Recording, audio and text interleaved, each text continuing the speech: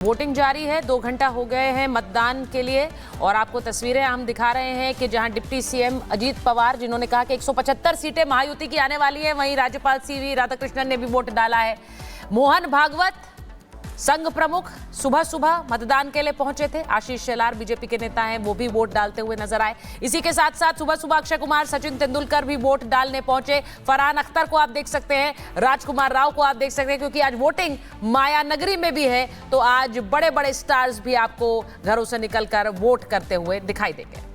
तो ये 4 तस्वीरें और सुचारता मुंबई में खासतौर पे अगर देखें तो एक आम आदमी भी वोटिंग में इसीलिए बढ़ चढ़ के हिस्सा लेता है क्योंकि उसको उसी लाइन में अपने साथ स्टार भी नजर आते हैं।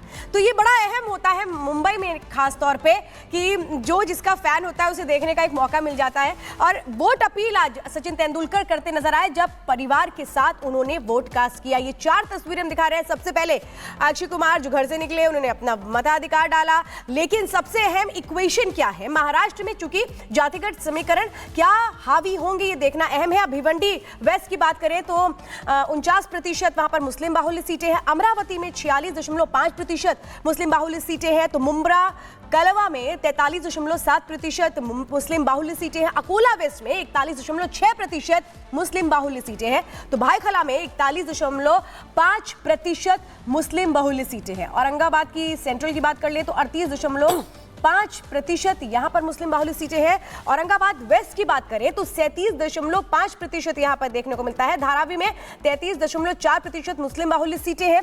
मालेगांव सेंट्रल में ज्यादा हमें एक मुस्लिम बाहुल्य सीटें यहां देखने को मिलती हैं, 78%। मानखुर्द शिवाजी नगर में 53% मुस्लिम बाहुल्य सीटें नजर आती हैं। भिवंडी ईस्ट में 51% मुस्लिम बाहुल्य सीटें हैं। ये बड़ा फैक्टर हो सकता है दे मुंबा देवी मुंबई में 51% मुस्लिम बाहुल्य सीटें हैं।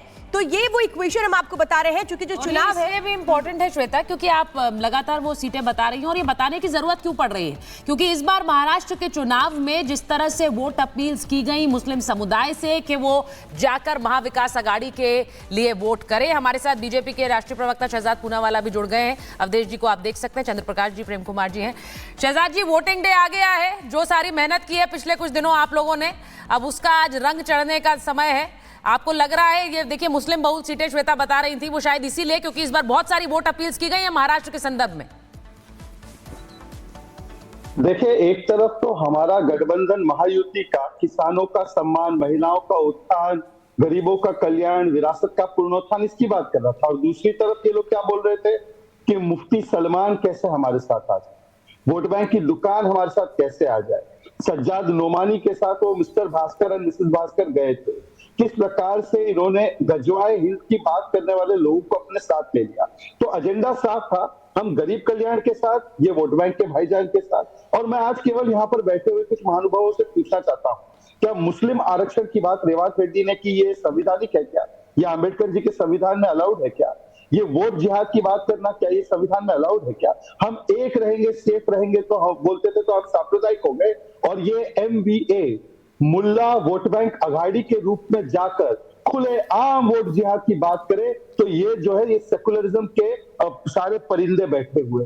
तो मुझे लगता है कि आज महाराष्ट्र की जनता और झारखंड की जनता ने तो बुझा है, ये JMM जो है ना, झोल माफिया और मुस्लिम अपीसमेंट करने वाले, जिन्होंने आदिवासियों की रोटी बेटी माटी संस्कृति पर आक्रमण किया है, उनको जनता झारखंड से उखाड़ कर फेंक देगी। और आज देखिए, कल रात को तो और एक स्कैम भी आ गया, बिटकॉइन का स्कैम। उस पर नाना पटोले का मुंह खुल ही नहीं रहा है। उनको लग रहा है कि मैं ऑडियो कुछ बोल दूंगा चैनल को तो ऑडियो मैच हो जाएगा। तो पूछिए नाना पटोले चुप क्यों है अभी तक?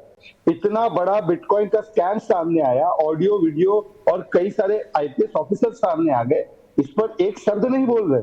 तो इसका मतलब साफ है कि भ्रष्टाचार की दुकान और वोट बैंक के भाईजान, ये तो जनता को शहजाद, ये जनता को तय करने दीजिए। देखिए, आज मताधिकार का दिन है। मुझे तो लगा था शायद आप सबसे पहले लोगों से यही कहेंगे कि अपने वोट कास्ट करिए, क्योंकि जो ये बातें आप कह रहे हैं तो चुनावी रैलियों में सभी ने सुना। लेकिन मैं प्रेम कुमार जी आपसे कहूंगी, यहाँ पर सीधा सीधा आरोप यहाँ पर शहजाद लगा रहे हैं कि आप लोगों के ऊपर जो ब्लेम लगा उसका जवाब नहीं दिया गया। आपको लगता है चूंकि मतदान एक तरफ चल रहा है ये फिलहाल हम तस्वीरें लगातार दिखा रहे हैं, इस पर इसके बाद बातचीत को आगे बढ़ाएंगे। मोहन भागवत की तस्वीर हम दिखा रहे हैं, अजित पवार की तस्वीर दिखा रहे हैं, सुप्रिया सूले की तस्वीर दिखा रहे हैं, जिशान सिद्दीकी की तस्वीर दिखा रहे हैं। सुप्रिया सूले जिन्होंने अपना वोट कास्ट किया, इसके बाद लोगों से अपील भी की कि मताधिकार का इस्तेमाल करें, लोकतंत्र का महापर्व है और इसका पूरी तरह से सदुपयोग करें। तो अजित पवार बड़ी जीत की बात करते नजर आए वोट कास्ट करने के बाद। 175 सीटों की बात कर रहे हैं अजीत पवार, वो इंपॉर्टेंट है। उन्होंने कहा कि 175 सीटें महायुति की आ रही हैं, हम सरकार बना रहे हैं। मुझे पहले तो ये बताइए प्रेम कुमार जी, ये 175 सीटें आपको लग रहा है महायुति के खाते में जा रही हैं? उन्होंने एक आंकलन किया है, आपका कोई आंकलन? देखिए, अजित पवार जी पूरे महायुति गठबंधन की सबसे कमजोर कड़ी हैं, जो पिछले लोकसभा चुनाव में भी साबित हुआ था। 25% का भी मारक क्षमता उनकी नहीं है, 25% भी वो स्ट्राइक रेट नहीं है। अपनी पत्नी को भी नहीं जिता सके, अपनी उनकी सीट भी इस बार वो जीतेंगे कि नहीं पता नहीं, और 175 का दावा कर रहे हैं। वो अपने आप में ये शहजाद बात क्या पोस्टर लेकर बैठे हैं, देखिए वो क्या दिखा रहे हैं अपने आप में। आज देखिए शहजाद पूनावाला जी के पास भी बोलने के लिए कुछ नहीं, वो कह रहे हैं मुल्ला वोट अगाड़ी। हाँ, मुल्ला वोट अगाड़ी, कैसे भी बात 80-20 की हो जाए, बांटो कटो की हो जाए, इनको यही है, इनका और कुछ काम ही नहीं है। बांटो कटो पर इतना बोलते हैं आप, इस पर क्यों नहीं बोलते हैं? मैं तो कह रहा हूँ वोट अपील्स पे मुझे नहीं समझ आया कि इस बार महाविकास आघाड़ी का कोई भी नेता नहीं बोला है, आप भी नहीं बोलते। मैं तो ये कह रहा हूँ कि योगी मतलब धार्मिक गुरु, योगी अगर बंटोगे तो कटोगे बोल रहे हैं, इससे ज्यादा बड़ा फतवा कुछ हो ही नहीं सकता। ये फतवा है हिंदुओं के लिए, बंटोगे योगी और क्या है? एक मिनट, योगी क्या है? का क्या मतलब हुआ? योगी तो धार्मिक गुरु हैं, मुख्यमंत्री भी हैं। नहीं, एक मिनट शहजाद जी से इसका रिएक्शन ले। शहजाद, ये यहाँ पर प्रेम कुमार जी कह रहे हैं कि बटेंगे तो कटेंगे भी एक तरह का फतवा है। मैं चाहती हूँ आप उस पर रिएक्ट करें जरा। सुचारिता जी, हिंदू धर्म में कोई फतवे का कॉन्सेप्ट नहीं होता। ये हिंदू धर्म का अपमान कांग्रेस पार्टी और उसके समर्थक कर रहे हैं। फतवा तो ये होता है जो ये मुल्ला सलमान गजवाए हिंद की बात करता है, इसने फतवा दिया है और उसने बोला छोड़ दीजिए फतवा लेके आज के दिन, तो इन बातों को छोड़ दीजिए। हिंदू धर्म में फतवा सांप्रदायिकता फैलाएंगे क्या? स्टूडियो में बैठ के गलत फायदा ना उठाए, स्टूडियो में बैठ के गलत फायदा ना उठाए। कोई गलत फायदा नहीं, बोलिए। एक बार सब पैनल को बता दीजिए, सारा पैनल बता दीजिए। मुझे लगता है इस पैनल में केवल मैं मुसलमान, अब बाकी सारे हिंदू पैनलिस्ट को पूछे फतवा होता है क्या हिंदू धर्म में? हिंदू धर्म में कोई फतवा नहीं होता। ये कहना कि एक महंत गोरक्षनाथ पीठ के फतवा देते हैं, मतलब ये ओसामा बिन लादेन को जायज ठहरा रहे हैं और हिंदू धर्म को कटघरे में खड़ा कर रहे हैं। मैं इस प्रकार की बातें नहीं कटोगे, फतवा ही है। प्रेम कुमार जी, देखिए एक शहजाद ने बात यहाँ पे जो कही उस पर आप बात नहीं कर रहे हैं। जो मुलाकात हुई थी उस पर बात क्यों नहीं करते हैं? मुफ्ती सलमान के साथ जो मुलाकात हुई उस पर आप प्रवक्ता थोड़े हैं। नहीं, ये जो मुलाकात हुई है किसने की? अबू आजमी ने की ना। वो पार्टी के प्रवक्ता हैं, केवल हिंदू मुसलमान कर रहे हैं। इस बात पर गौर कीजिए ना। ये हुई क्यों मुलाकात, ये बताइए क्यों हुई, आप बता दीजिए फिर। नहीं, आरोप लगा रहे हैं शहजाद, आप और शहजाद के आरोपों को आप गलत है। व्यक्ति मिल रहे हैं, इसमें हम अरे सिर्फ मिल नहीं रहे, केवल मिल नहीं रहे हैं, उन्होंने एक फतवा जारी किया है अपने स्टैंप उस पे, लेटर हेड पे। किसी से क्या दिक्कत है? लेटर हेड पे बंद हो, लेटर हेड पे मुसलमानों को वोट देने के लिए कहा है। आपको तो आपने तो एक नारे को फतवा कह दिया, वहां मुलाकात हो गई, वोट अपील जारी हो गई, वहां फतवा जारी हो गया, उसमें भी आपको कोई दिक्कत नहीं नजर आ रही है। फतवा सेलेक्टिविज्म है। नहीं, सेलेक्टिविज्म जो अपनी ओर वाला देखिए ना, सेलेक्टिविज्म मैं वो कह रहा हूँ। आप वो भी गलत बोलिए, ये भी गलत बोलिए, मैं तो आपकी ओर भी दोनों को गलत बोलिए। फतवा नहीं होना चाहिए डेमोक्रेसी में। आप फतवा कौन मानता कौन है इस देश में? कभी मुसलमानों ने कभी इलेक्शन में फतवा माना है क्या? पहले भी इमाम बुखारी दिल्ली से फतवा जारी किया करते थे, कोई सुनता था क्या? ये इतना छोटा मामला है नहीं। महाराष्ट्र के चुनाव से मुझे ऐसा लगता है ये जो वोट अपील और ये फतवे की जो एक शुरुआत हुई है,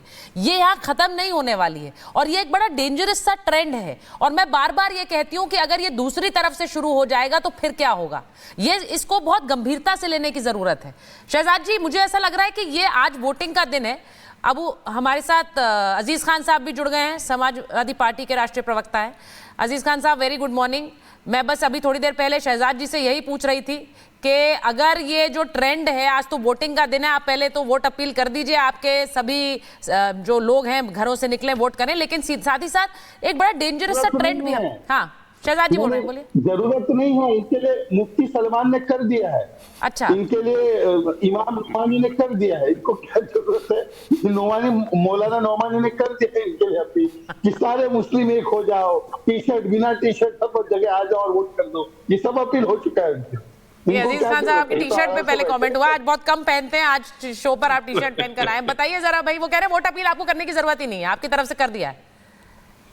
ऐसा सुचरिता जी, ये कपड़ों से पहचानते हैं लोगों को और यही इनकी पहचान है।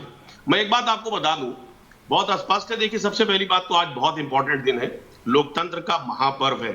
मैं वाकई में दिल से जो जहां जहां पर वोट पड़ रहा है, चाहे झारखंड हो, महाराष्ट्र हो और उत्तर प्रदेश में खासतौर से, मैं चाहूंगा कि तमाम डराने और धमकाने के बावजूद जो आज बीजेपी कर रही है, देखिए भी कहीं ना कहीं शहजाद पूनावाला भी मुझे धमका रहे टेलीविजन पे। मैं कह रहा हूं कि सभी लोगों से मेरी अपील है कि घर से निकलिए, मतदान करिए अपने हक को लेने के लिए, क्योंकि जब तक आप मांगेंगे नहीं हक और वोट के जरिए नहीं मांगेंगे हक, यकीन मानिए कि बीजेपी आपको आपका हक नहीं देगी, क्योंकि इसने हमेशा लोगों को धोखा दिया है, छला है, ठगा है। और अगर वाकई में इस चाल से बचना है, घरों से निकलिए, अपने हकों को मांगिए, क्योंकि बहुत इंपॉर्टेंट दिन है आज, लोकतंत्र का महापर्व है। और खासतौर से खासतौर से झारखंड के अलावा महाराष्ट्र में जिस तरह लगातार कई दिनों से बहुत सारी चीजें हो रही हैं, देखिए पर्चा भी दिखा रहे, पता नहीं क्या क्या लिख करके ला रहे और लगातार देश को गुमराह करने की कोशिश कर रहे हैं, अननेसेसरी गुमराह करने की कोशिश कर रहे हैं। एक भी शख्स इनके किसी बहकावे में ना आए। मेरी व्यक्तिगत अपील है, घरों से निकल। एक बात देखिए सुचरिता जी, मैं 3 बातें इंपॉर्टेंट सुन रहा था अभी लगातार, आज भी इतने इंपॉर्टेंट दिन में भी हमने देखा कि शहजाद पूनावाला लोगों को भ्रमित करने का प्रयास कर, और तमाम तरीके के हिंदू और मुसलमान वही नैरेटिव जो लगातार ये पिछले कई सालों से लगातार करते आए हैं, वो आज भी अजीज जी, ये बैटल टू द फिनिश होता है। आज भी वो मतदान अगर है आज का दिन, तो आज भी वोटिंग के लिए, मतलब शहजाद जो बोल रहे हैं, आप भी बोल रहे हैं, आप अपने अपने समर्थकों से बात कर रहे हैं मुखातिब में।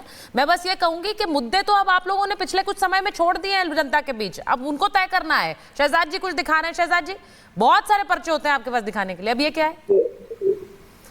हाँ, देखिए इन्होंने पर्चे लीक करवाए झारखंड में, हम पर्चे दिखाते हैं। देखिए ये पिनराई विजयन ने बोला है कि प्रियंका